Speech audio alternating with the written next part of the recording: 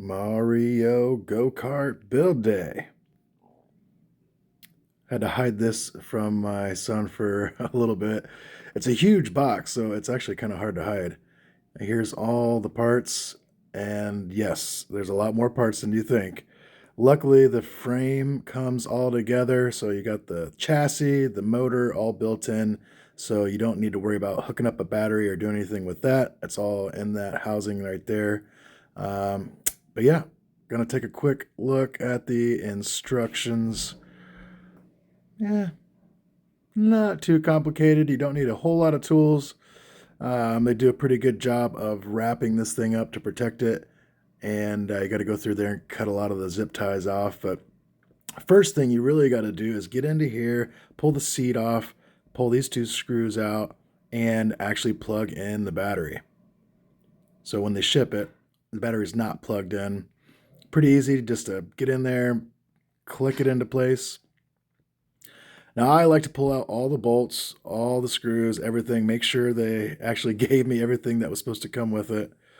I'm using just a little wrench and a screwdriver to put some of these pieces together, but you don't need a lot of tools. I always kind of cut the top of the bag like that just to keep them all in the bag with the little screws.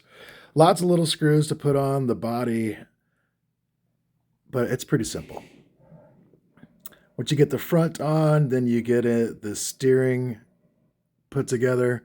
Now we're throwing on the steering wheel. One bolt to hold that on there. Pretty easy. It's a cool steering wheel too. It's got some sounds that come with it. Then you put on your boosters. These are super easy to put in. You can't screw this up. They click right into place and you're ready to go. Then you do have to put in the axle for the rear tires. It's kind of hard to get in there at first, but just got to manhandle it, force it in there, and then put in all of the components that lock that wheel into place. It's the exact same on all four wheels. Got these little black pieces. I recommend putting that into the tire first. They all kind of fit together in a certain way, and I realize it's kind of hard to do once you get it all onto the rod, so put what you can onto the tire first. Slide that on. It does come with two of these little wrench deals. That's the technical term for it, wrench deal. The regular crescent wrench just isn't going to fit inside of it, or a ratchet wrench. So they gave you this little customized tool. You stick that on there, tighten her up really good.